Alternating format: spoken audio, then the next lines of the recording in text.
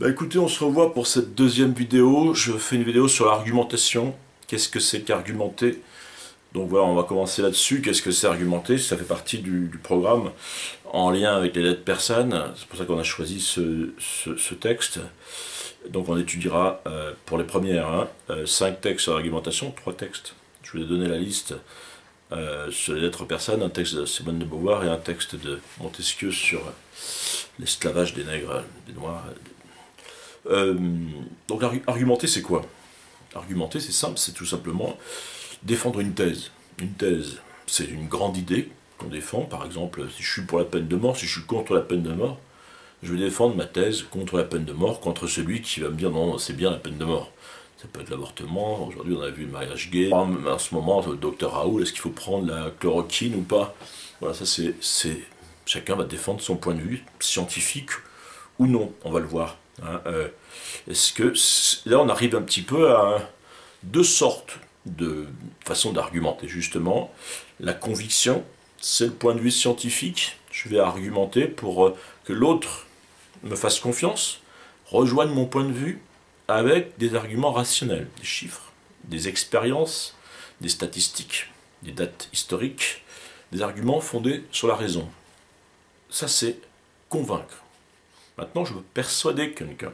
Je peux le persuader par des arguments qui ne sont pas rationnels, mais qui sont de l'ordre de la séduction, par exemple, qui sont de l'ordre de l'impression que je peux faire sur lui, par mon autorité, par des tonnes de choses. La religion, par exemple, la pub, le discours politique. Le discours politique, on manipule un petit peu les deux types d'arguments, convaincre et persuader. Donc persuader, ce sont des arguments qui ne sont pas fondés sur une raison, sur une logique. Mais ce sont des arguments qui sont parfois spécieux.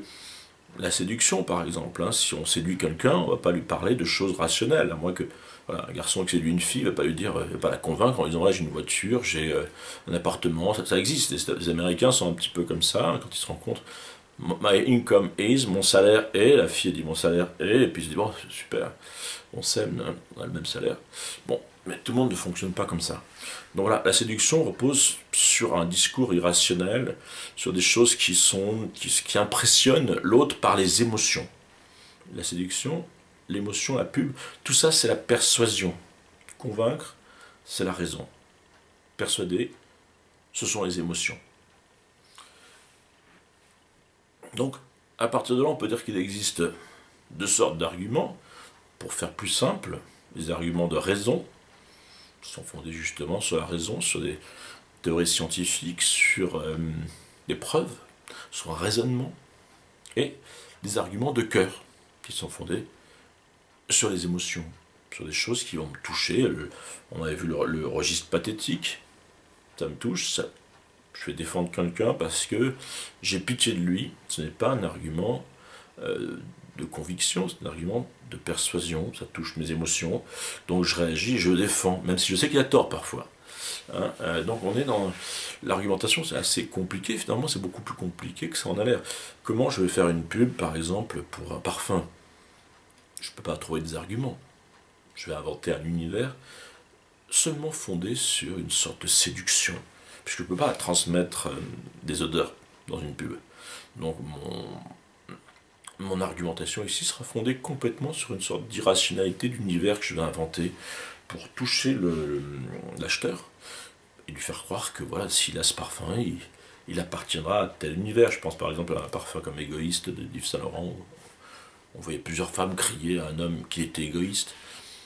On peut acheter ce parfum parce que justement ça nous amuse ou ça nous séduit, mais jamais sur un argument rationnel. On n'est pas convaincu, on est persuadé du bien fondé de ce parfum, de ce qui peut nous apporter notre image. Il va glorifier notre image, et l'image ce n'est pas un domaine de la conviction, c'est un domaine de la persuasion. Je vais persuader que mon image est formidable et vous allez y croire.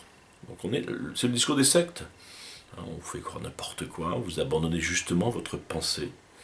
Et là on arrive un petit peu à Voltaire, à Rousseau, à tous les philosophes du XVIIIe siècle qui combattent ce type d'argument pour valoriser la démarche scientifique. À cette époque-là, on croit n'importe quoi. Les gens font des superstitions, de véritables croyances. La plus grande des superstitions, c'est de croire au pouvoir royal du roi, au pouvoir divin du roi, qui est appuyé par le clergé. La religion est liée, je vous l'avais dit, au pouvoir. Argumenter, c'est défendre une thèse. Une thèse, c'est une grande idée. Et j'ai deux façons de défendre ma thèse. Soit je convainc quelqu'un avec des arguments fondés sur un raisonnement, je le rallie à moi par une vérité, par la vérité de ma démarche scientifique, par un raisonnement qui est prouvé par des exemples historiques, des statistiques, des chiffres, etc. Par exemple, si on prend vraiment le débat en ce moment avec le professeur Raoul sur la chloroquine, etc., on voit que voilà, on se méfie aussi. Est-ce que c'est une démarche scientifique? Est-ce que ce n'est pas aussi chargé de nos émotions, de nos espoirs? Donc il faut à nous de nous faire une opinion. Et est-ce que c'est de l'argumentation? Est-ce que c'est de la persuasion? Est-ce que c'est une séduction? Voilà, on a chaque jour une façon de décrypter l'argumentation des hommes politiques, des médias.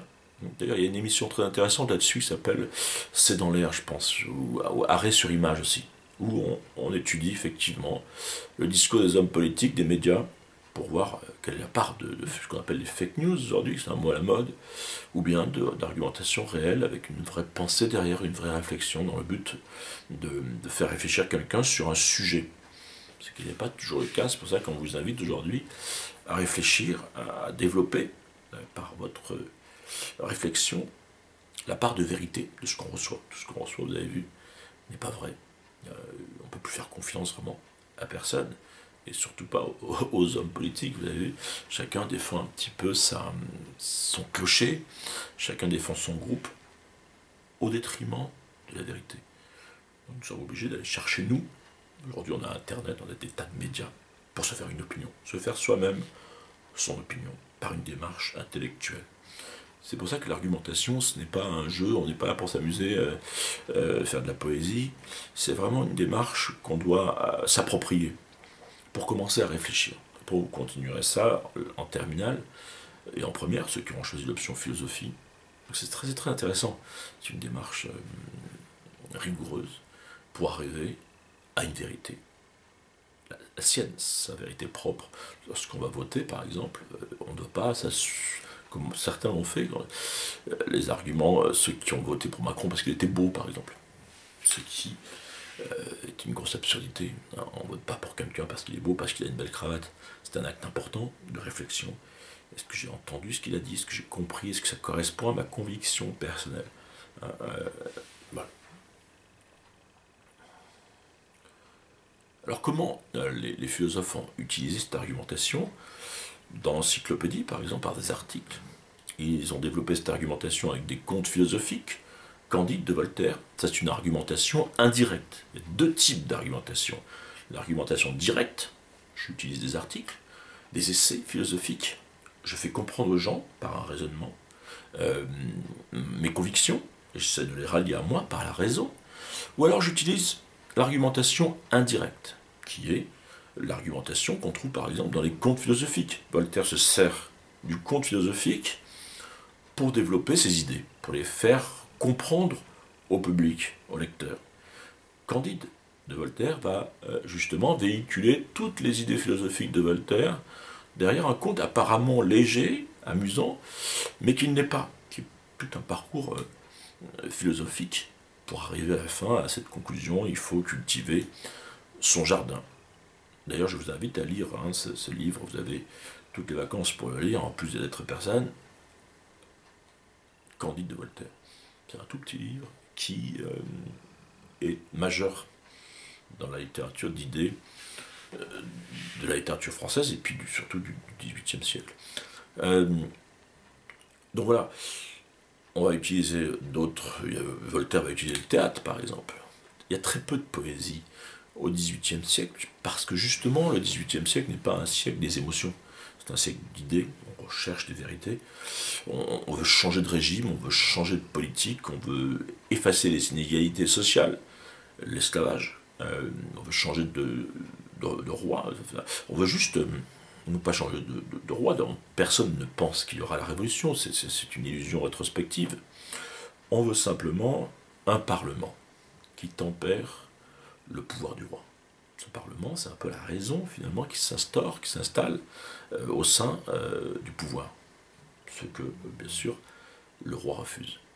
C'est le modèle anglais. Le modèle anglais qui est défendu par les philosophes français. En Angleterre, il y a une assemblée des députés qui sont élus et qui tempèrent le pouvoir du roi. Alors qu'en France, nous sommes dans un absolutisme total où le roi a tous les pouvoirs et personne ne peut vérifier son travail et ses décisions. Tout ça va dégénérer et conduire à la Révolution française en 1789, où là, effectivement, il n'y a plus de demande, on va couper la tête du roi Louis XVI, la tête de sa femme, et beaucoup de nobles seront exécutés.